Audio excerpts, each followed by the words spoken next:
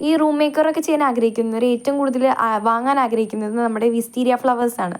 അതല്ലേ നമ്മൾ ഈ റൂം ഡെക്കറിങ് സീരീസ് ഏതെടുത്ത് നോക്കിയാലും അതിനകത്ത് വിസ്റ്റീരിയ ഫ്ലവേഴ്സ് ഒരു സൈഡിൽ വെച്ചിട്ട് ഉണ്ടാക്കി അവിടെ ഒരു ഇത് വെക്കുന്നത് എപ്പോഴും നമ്മൾ കാണാൻ പറ്റും. അപ്പം അന്ന് അത് നമുക്കൊന്ന് ഉണ്ടാക്കി നോക്കിയാലോ, നമ്മൾ ക്രാഫ്റ്റേഴ്സാന്ന് പറഞ്ഞിട്ട് പിന്നെ എന്താ ഇത് ഉണ്ടാക്കിയില്ലെങ്കിലല്ലേ.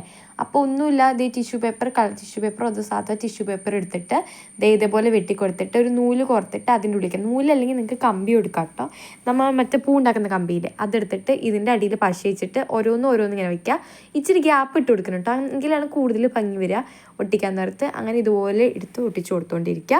അപ്പോൾ ഇത്രയുള്ളൂ. ലാസ്റ്റത്തിൻ്റെ മേളിൽ ഒന്ന് കെട്ടി കൊടുക്കുക, അവിടെയും പശ വെച്ചിട്ട് കെട്ടിയിട്ട് വെട്ടിക്കൊടുക്കുക. ഇനി നമ്മൾ നേരത്തെ ഉണ്ടാക്കിയില്ലായിരുന്നു കുറച്ച് ഇലകൾ, അതിൻ്റെ കൂടുതൽ ഇട്ടിട്ട് ചെയ്യുക. അപ്പോൾ വീഡിയോ ഇഷ്ടപ്പെട്ട ചാനൽ എന്തായാലും സബ്സ്ക്രൈബ് ചെയ്യണം കേട്ടോ.